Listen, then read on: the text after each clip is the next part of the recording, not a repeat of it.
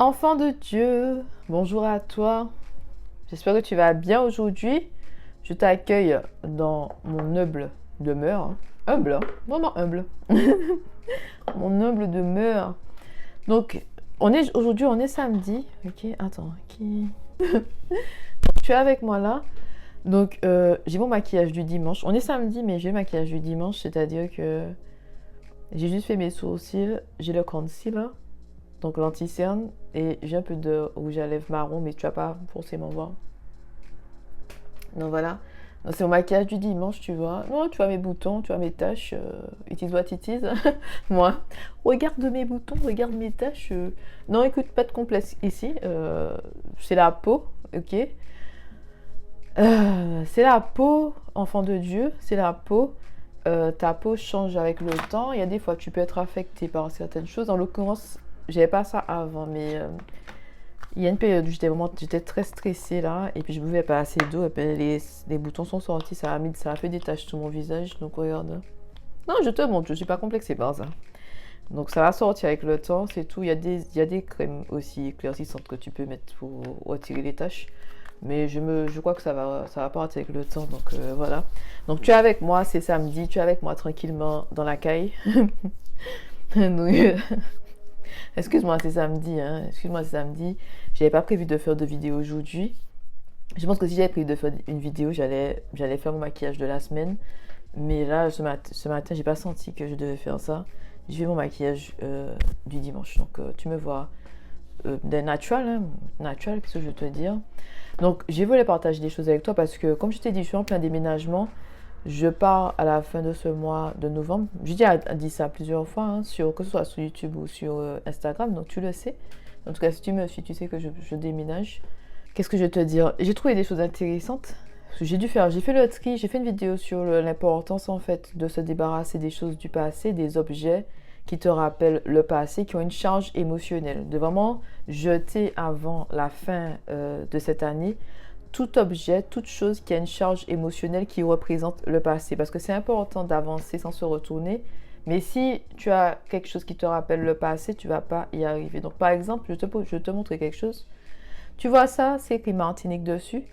Ben, tu m'as dit de jeter ça.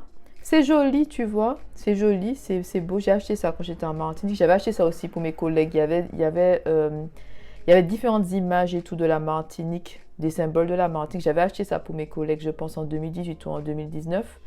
Et j'avais gardé un pour moi.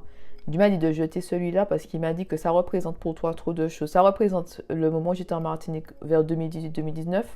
Quand je travaillais avec ces collègues-là, j'avais acheté ça pour elle.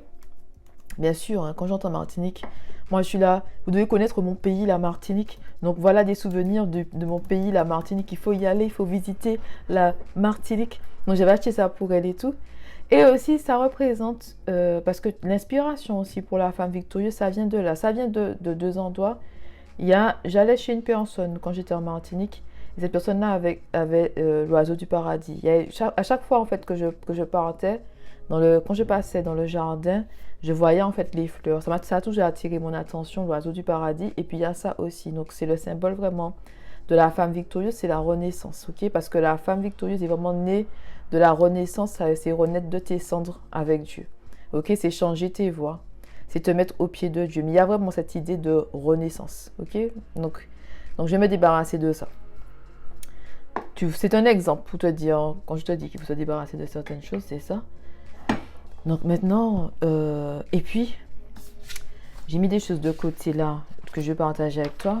Donc, c'est quelque chose que j'ai écrit il y a très longtemps. J'ai pas mis de date ou j'ai souvent déjà jeté l'autre partie. Donc tu es avec moi, tu es avec moi. Hein. Oula, hein. Oula et puis moi. Hein. Oula. Hein. Je suis désolée, mais c'est samedi, d'accord. C'est samedi. J'ai écrit ça en anglais. Laisse-moi regarder ça, comment je vais te présenter les choses. Voilà, je parlais en fait de la chair. Donc j'ai écrit The Flesh. Avant en fait que tu donnes ta vie à Dieu, tu es contrôlé par la nature, par le péché. Tu vois, tu es contrôlé par le péché. Et en fait, la nature du péché comment on peut dire ça, se manifeste par la parole, par les actions, par la façon que tu vis et aussi par les pensées. Suis-moi. Donc avant en fait que tu donnes ta vie, tu es mené par le péché. Et en fait, le péché se manifeste dans ta manière de parler, dans ta manière d'agir et dans ta manière de vivre, c'est-à-dire ton style de vie. Et aussi dans tes pensées, d'accord? Donc, j'ai écrit speaking, acting, living and thinking. Donc, tout ça, en fait, c'est toujours contre la parole de Dieu. Parce que tu es contrôlé, en fait, par la chair. Tu es contrôlé par tes envies. Tu es contrôlé par la façon dont tu parles, par tes actions, par ton style de vie et ta pensée. Et en fait, quand tu donnes ta vie à Dieu, quand tu fais la prière pour dire que, voilà, je suis une nouvelle créature en Christ, donc, en fait, tout ce que tu fais doit glorifier Dieu. C'est-à-dire que le verset qui dit que tu dois crucifier ta chair, que tu dois renoncer à toi-même, prendre ta croix et suivre Jésus. Ça veut dire que tout ce qui est propre à toi-même, tes désirs et tes intérêts, ça passe après. Tu vois, ça veut dire que même la façon dont tu penses change parce que tu penses en termes toujours du royaume de Dieu et de volonté de Dieu et ensuite tu penses à toi. Le truc est qu'il y a beaucoup de personnes qui vont à l'église, ok, il y a beaucoup de personnes qui vont à l'église, qui connaissent Dieu, mais qui font toujours passer leurs propres intérêts, leurs propres besoins, leurs propres envies avant le royaume de Dieu, avant la volonté de Dieu. Donc elles se disent, je fais ce que j'ai envie de faire, et ensuite je fais des pratiques religieuses, c'est-à-dire je vais à l'église, des choses comme ça, tu comprends? Non, mais c'est une réalité. Il faut qu'on parle franchement aussi. Il faut qu'on parle franchement parce qu'il y a une transformation. Tu es transformé quand tu donnes ta vie à Dieu au fur et à mesure, au fil du temps. Quand tu chemines, un cheminement, ça veut dire qu'on marche, il y a un chemin, une destination. Donc tu es changé. Ça veut dire aussi que quand tu donnes ta vie à Dieu, il va te transformer. Il va transformer la façon dont tu parles. Il va transformer ce qu'il y a dans ton cœur pour que tu puisses agir correctement. Parce que c'est le cœur qui mène. C'est tout ce qu'il y a dans ton cœur que tu exprimes. C'est ce qu'il y a dans ton cœur que tu vas faire. Donc il doit changer aussi ta façon, en fait, il doit changer en fait ce qu'il y a dans ton cœur.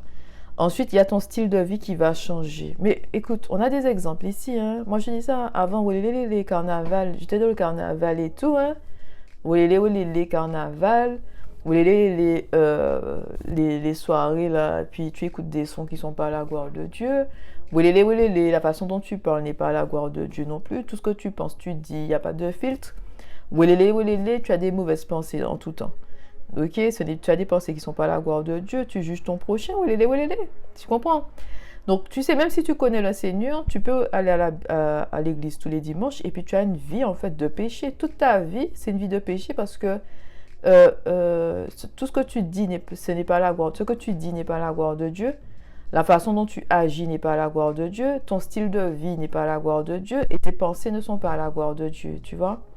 Et à ce moment-là, quand tu donnes ta vie à Dieu, quand tu dis au Seigneur, je te donne ma vie, je veux suivre Jésus-Christ, à ce moment-là, ce que tu vas faire va glorifier le Seigneur. C'est pas un changement en 24 heures, bien sûr que non. C'est pas un changement en 24 heures, mais au fil du temps, le Seigneur te transforme.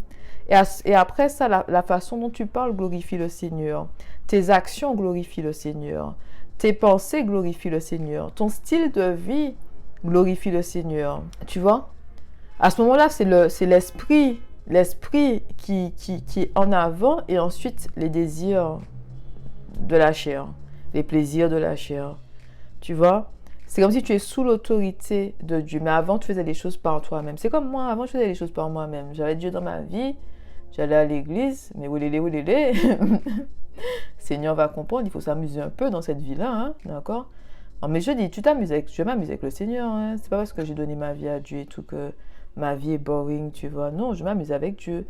Mais ce que je fais glorifie le Seigneur. Et j'ai vu aussi, en marchant avec Dieu, que tu peux t'amuser de manière saine, tu vois. Mais il y a toujours, en fait, cette société-là qui nous pousse à faire des choses contre la parole de Dieu pour, soi-disant, s'amuser. Mais quand tu es comme ça amène la captivité, la destruction dans ta vie. La captivité avec, par exemple, la captivité avec les péchés, tu vois. Donc ça, c'est la première partie sur la chair que je vais partager avec toi. J'ai des notes là, mais c'est quelque chose que j'ai écrit il y a 1500 ans, il y a très longtemps. Je sais pas, j'ai écrit ça il y a très longtemps. Avant, en fait, avant que tu donnes ta vie à Dieu et après, quand tu donnes ta vie à Dieu, quand tu donnes ta vie à Christ, quand tu dis que je fais en selon trois seigneurs. Parce que je t'ai dit, tu peux vivre ta vie. Avant, j'étais comme ça. Non, je me mets dans le panier. Oui, j'allais à l'église le dimanche.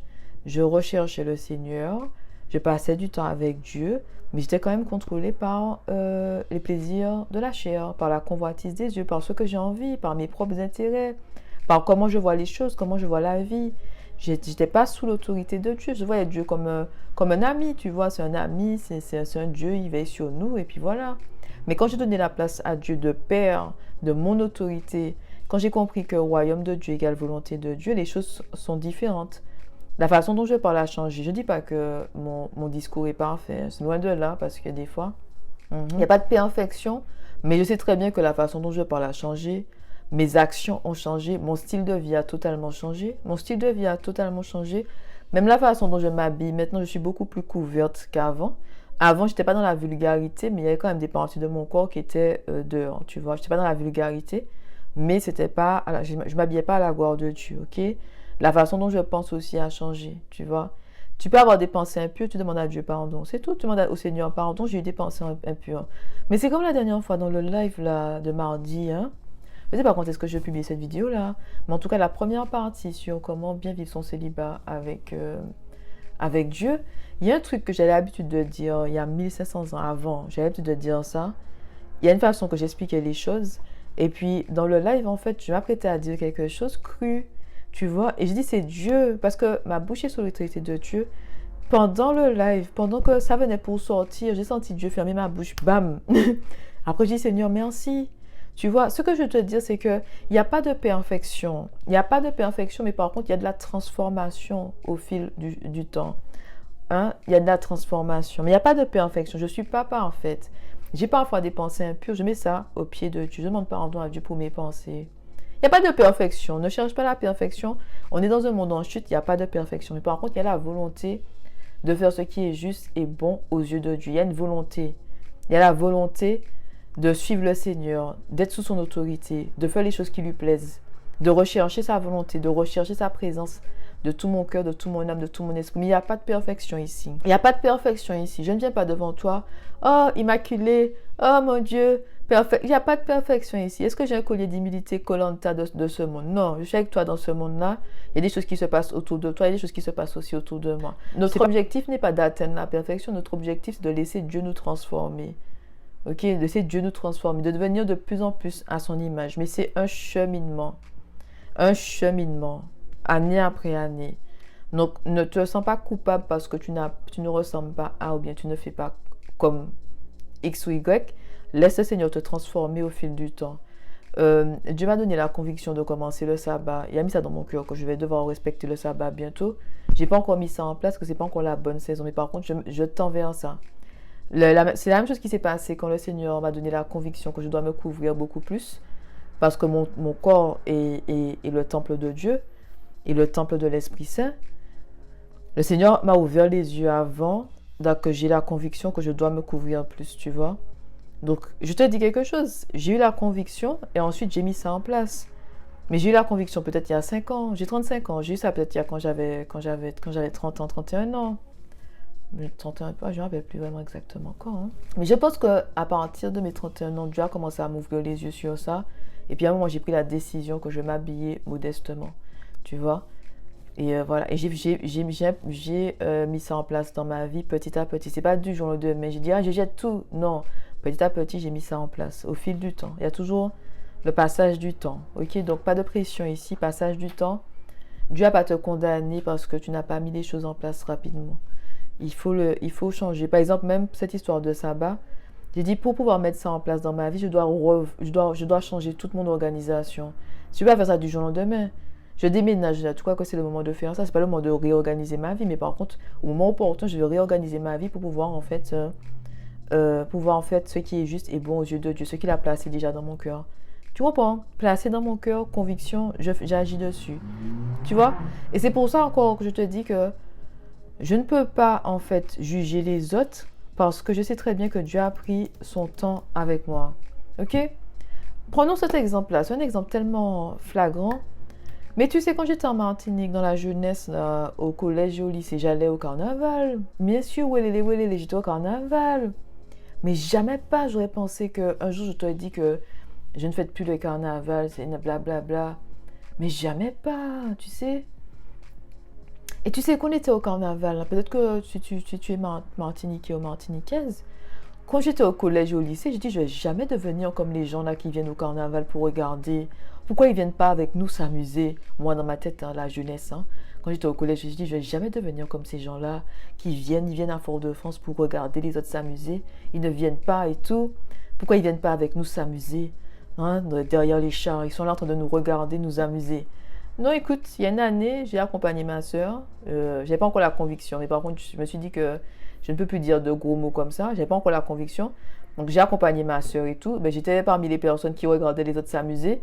Les, les carnavaliers passaient avec les musiques entraînantes et avec des gros mots. Ma bouche est restée fermée. Je suis allée en soirée aussi. Je suis allée une fois en soirée à ce moment-là. Ça remonte, hein, ça remonte. Peut-être que c'était en... Je me rappelle plus, hein, ça remonte. Je me rappelle même plus quand est-ce. Je me rappelle plus, mais ça remonte, hein. C'est pas quelque chose de... Ça fait peut-être, je sais pas, 5 ans, 7 ans, 8 ans, je me rappelle plus.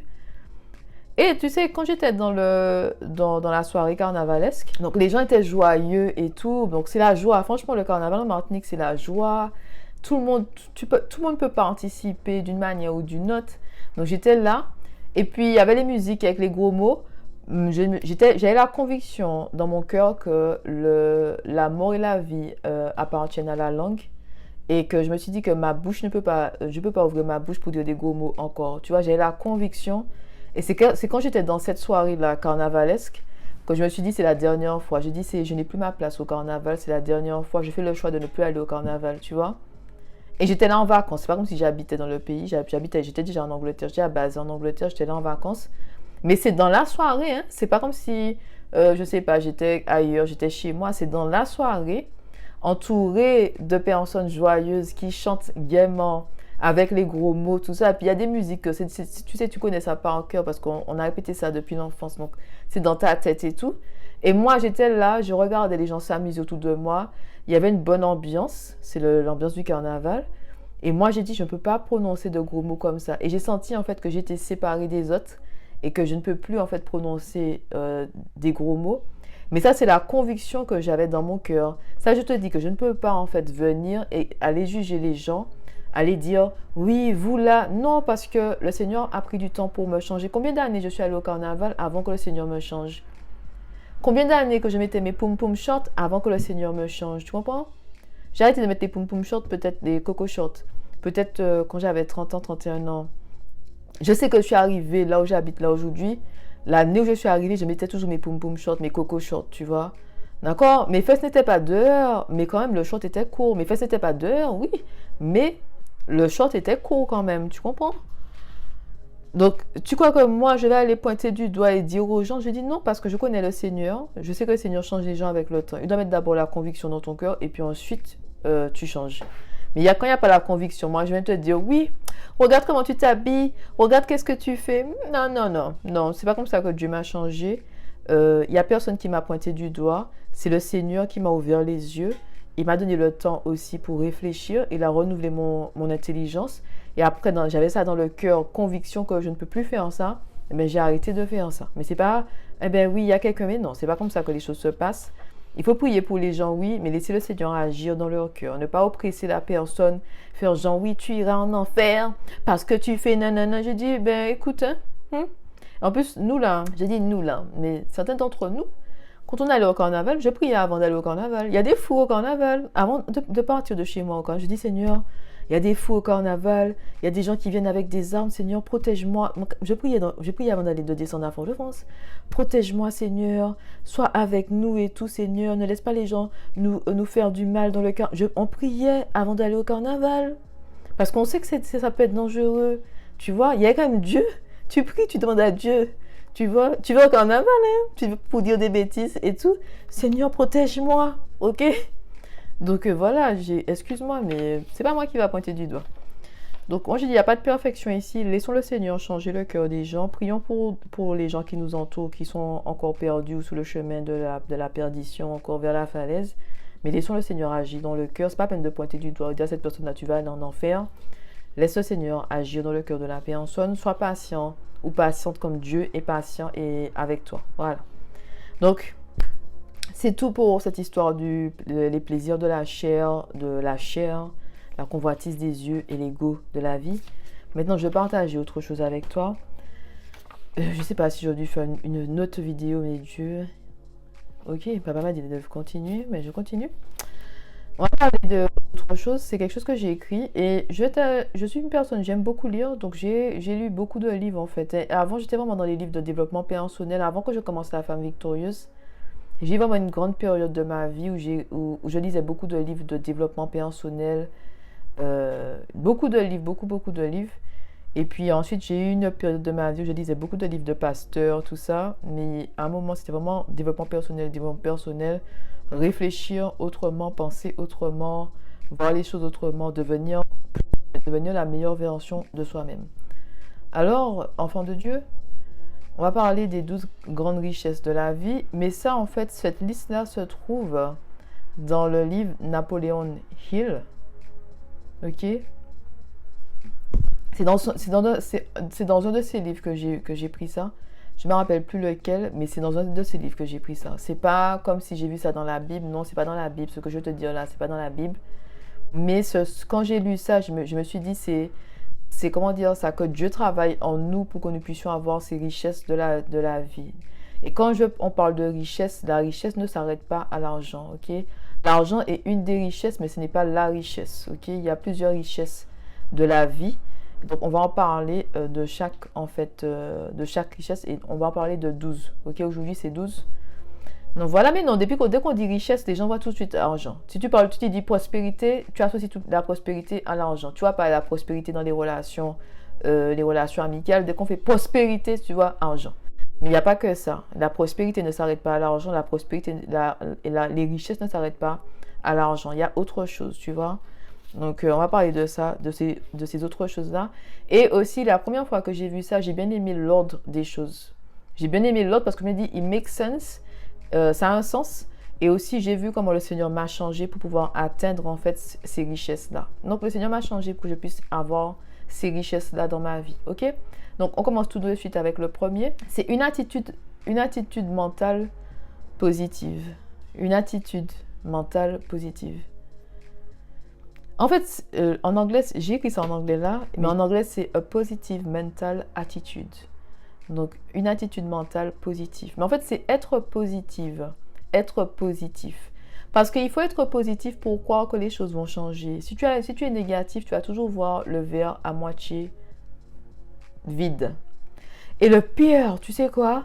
Il y a 1500 ans, je fréquentais une Portugaise et tout. Une Portugaise, oui. Et puis un jour, elle m'avait invité chez elle, donc je suis allée chez elle et tout. Mais c'est vraiment le début de ma vie en Angleterre parce que je me rappelle là où j'habitais, c'était vraiment les débuts du début. Elle habitait pas trop loin de chez moi, donc je prends un bus, je vais chez elle et tout.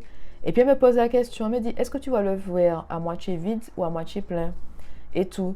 Et j'ai réfléchi à ça pendant longtemps et j'ai dit, moi je vois le verre à moitié vide. Et c'est à ce moment-là que j'ai vu que je suis une personne négative, tu vois.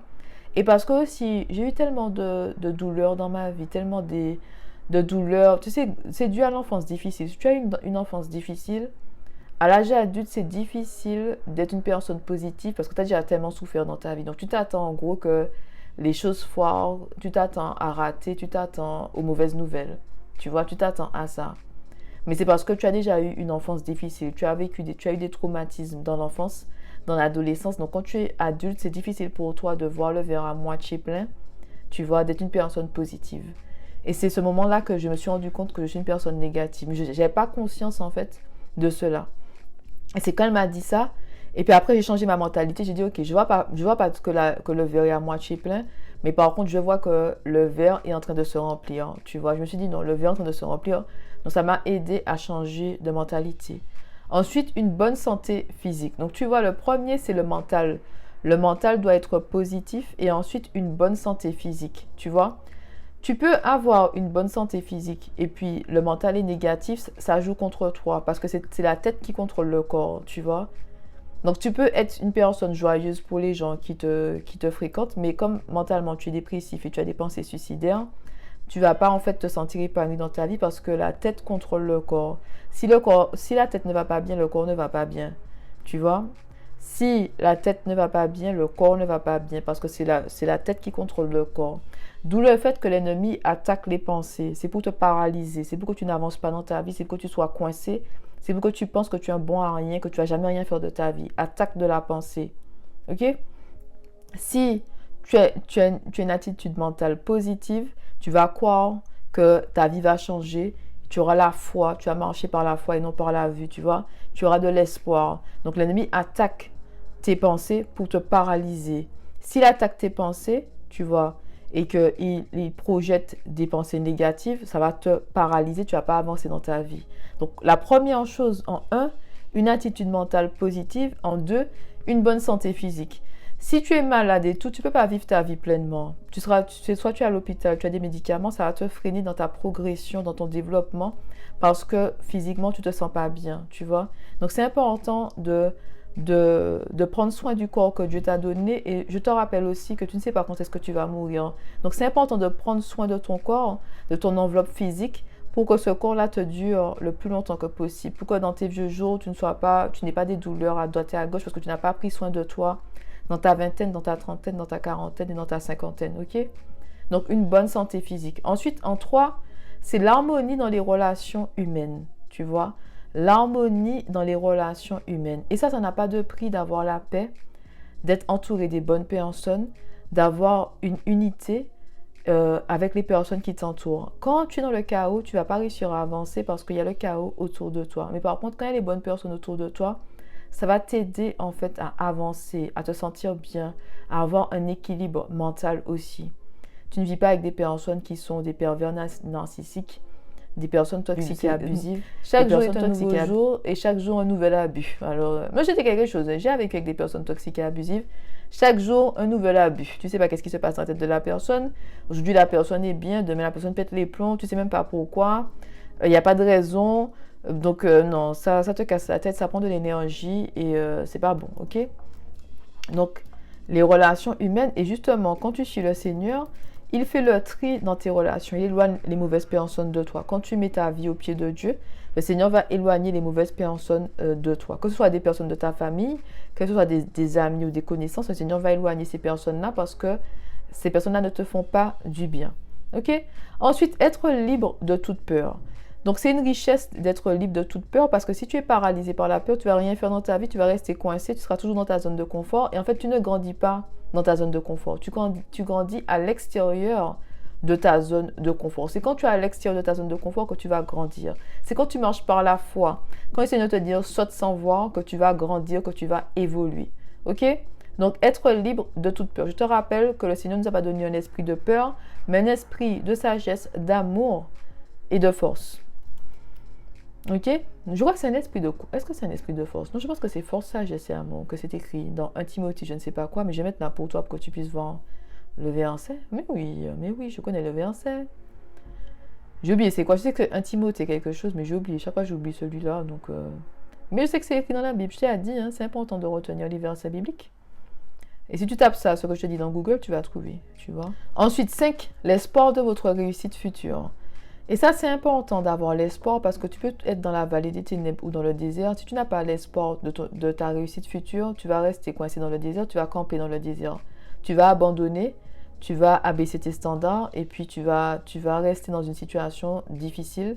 Tu vas t'habituer. Excuse-moi de dire ça comme ça, mais on s'habitue à la merde. Excuse-moi de dire ça comme ça. Mais à force, si tu n'as pas l'espoir que ta vie va changer, tu vas t'habituer à la merde et tu vas rester là et tu vas accepter n'importe quoi dans ta vie et même n'importe qui dans ta vie parce que tu n'as pas espoir que les choses vont changer pour toi.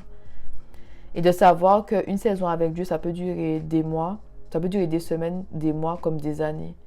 Ben, c'est comme dans ce logement-là. Depuis 2019, je suis ici. Depuis janvier 2019, je me rappelle, j'étais dans un logement, j'ai quitté mon logement, je suis allée en Martinique en vacances pendant, je pense... 5 semaines, quand je suis retournée en Angleterre, je suis arrivée ici, c'était janvier 2019. Depuis janvier 2019, je suis ici. Une saison dans ce logement-là. Je ne pensais pas que j'allais rester tout ça dans ce logement-là, mais c'est la volonté de Dieu pour moi que je reste dans ce logement-là. J'ai prié plusieurs fois pour que Dieu me dise allons ailleurs, mais il n'a pas répondu. Il m'a dit pas maintenant, Jessie, attention à moi. J'ai attendu longtemps, des années. Tu vois, c'est une saison. Les choses avancent et évoluent avec Dieu, mais c'est par saison. Je sais, tu te dis que j'arrive à tout connecter à la Bible, mais c'est la connaissance et la sagesse divine, tout simplement. J'arrive à connecter tout au royaume de Dieu. Quand je dis connecter tout, bien sûr, pas tout, mais ce que je te dis là, j'ai vu, quand j'ai lu ça pour la première fois, que le Seigneur m'a changé et que j'ai ces richesses-là. Et je me rappelle quand j'ai vu ça, je me suis dit, il me manque une seule chose. Dans toute cette liste-là, je me suis dit, il me manque une seule chose. Donc, Dieu m'a donné tout par rapport à ça, il m'a changé. Je me suis dit, il me manque une seule chose dans cette liste-là. Donc, poursuivons, tu te poses la question, quel truc, je ne vais pas te le dire, mais il me manque un seul truc dans cette liste-là. Donc, la capacité de croire, donc, capacity for faith, donc la capacité de croire. La capacité d'avoir la foi, de se dire que les choses se mettent en place pour toi et que même si tu ne vois pas ce que Dieu fait, mais Dieu est au contrôle et Dieu agit pour toi, il prépare le terrain pour toi. La capacité de croire que Dieu fait, de croire que Dieu est là avec toi, croire que les choses vont s'améliorer, croire que tu es transformé de saison en saison. Ok? 7. La volonté de partager. Et ça, c'est ce que je fais avec la femme victorieuse, c'est du partage. Partager mes connaissances, partager ma sagesse.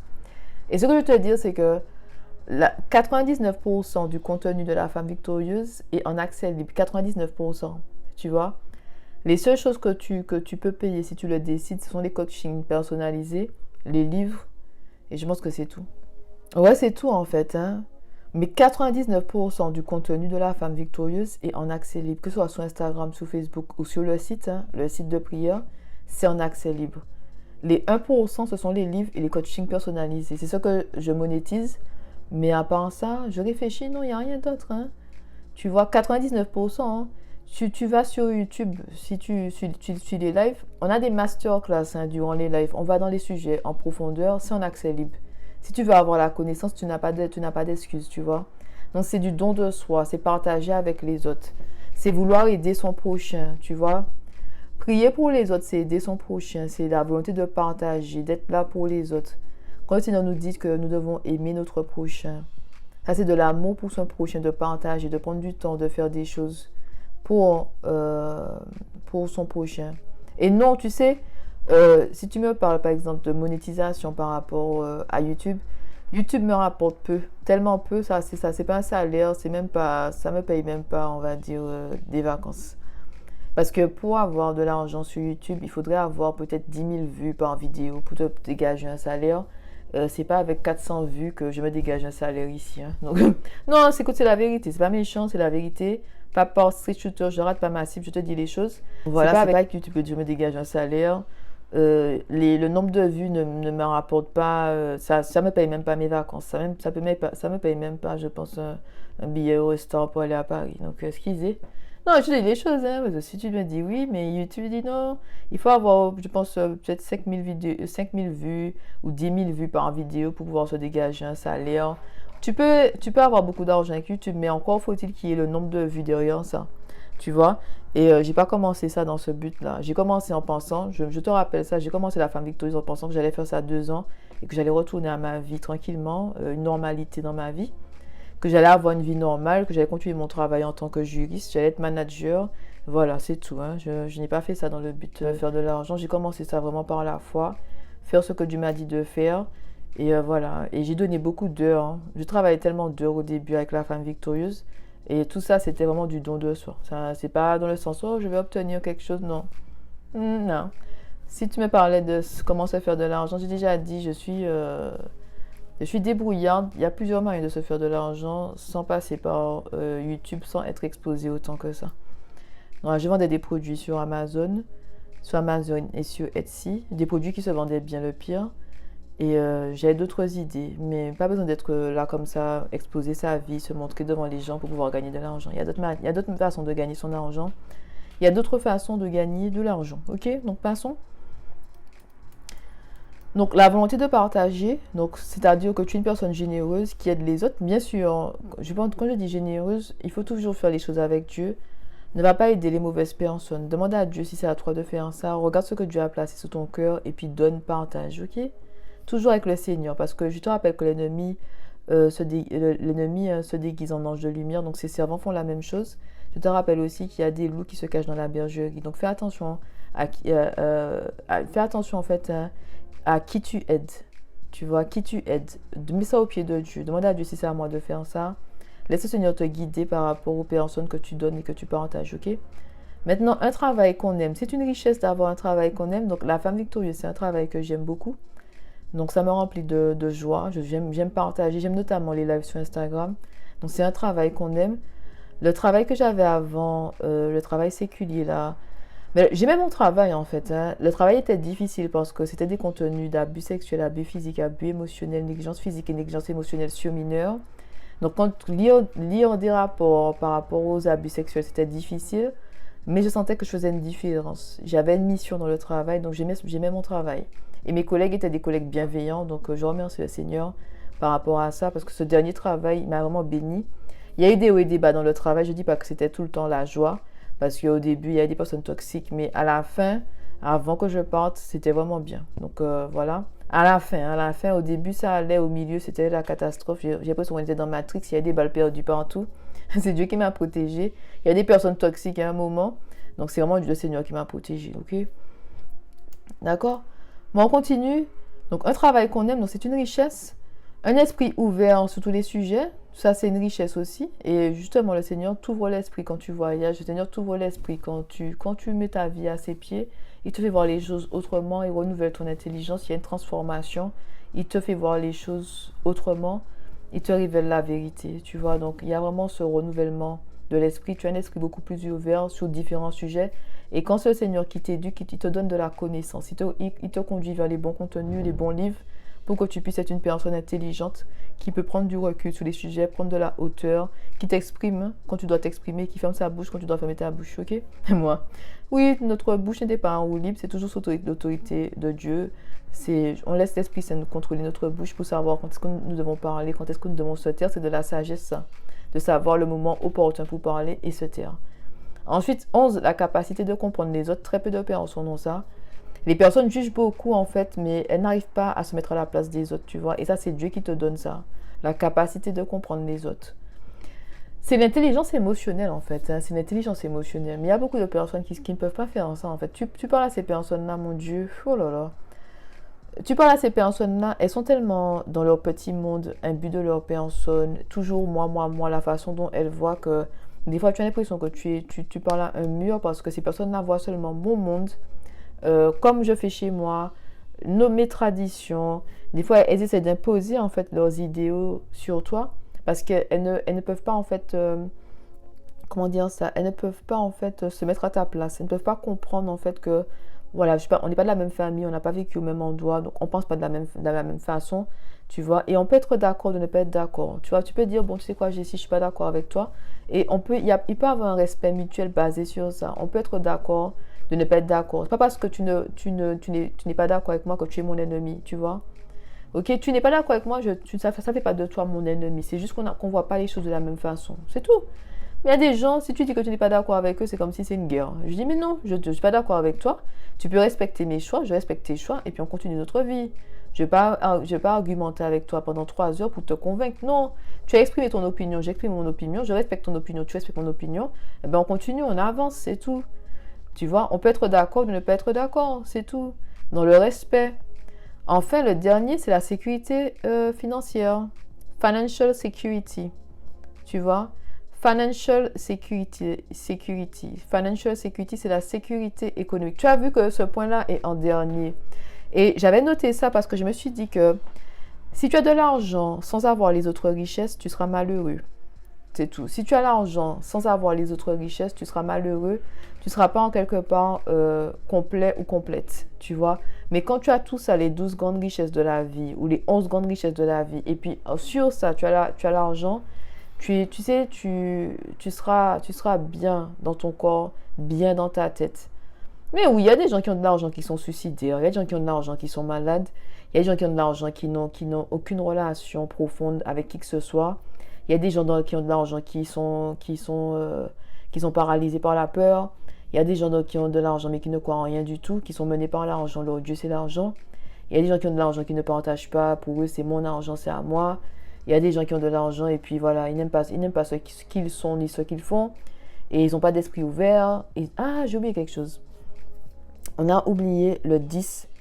la discipline personnelle, c'est la maîtrise de soi. Et c'est écrit ça, c'est écrit dans Galates chapitre 5, versets 21 à 22, ou 22-23, quand on parle en fait du fruit de l'Esprit Saint, il y a la maîtrise de soi dedans.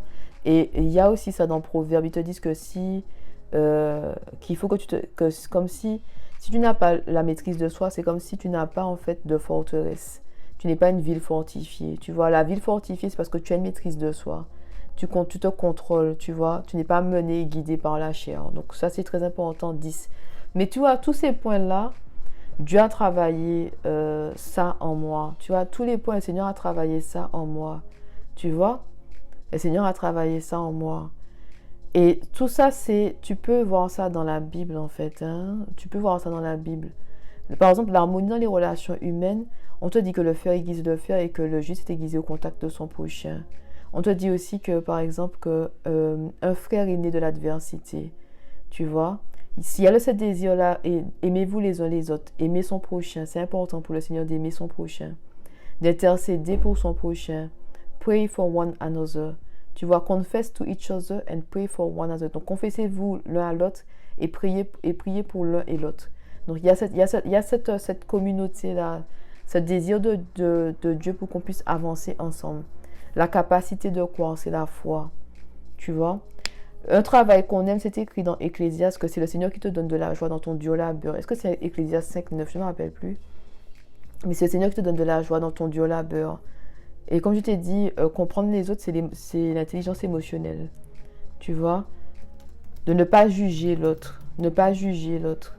Ok? De prier, d'intercéder pour son prochain. Tu vois, tout ça, si tu connais la Bible de manière profonde, tu peux voir en fait l'importance en fait de ces grandes richesses de la vie.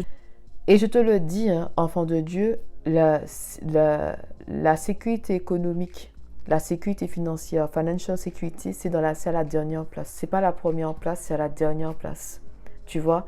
Et ce qui m'avait en fait frappé quand j'avais vu cette liste-là en anglais, parce que j'ai écrit ça en anglais là, ce qui m'avait frappé, c'est que c'est à la dernière place. C'est à la dernière place. Parce que ce n'est pas le plus important. Ce n'est pas le plus important. Il y a d'autres choses avant ça. Tu vois? Donc voilà. Donc ce que je tenais à partager avec toi aujourd'hui, mon samedi, hein, oui, mais c'est parce que Dieu m'a mis ça dans mon cœur de partager ça avec toi maintenant. Donc voilà. Hein. Ben oui. Tu m'as dit de partager ça avec toi maintenant. Donc j'ai partagé ça avec toi. Et je pense que c'est tout. Hein. C'est tout. J'ai expliqué tous les points. Médite sur ça. Prends du recul par rapport à ça. Ok? Et puis, on se voit très bientôt. Allez, bye bye!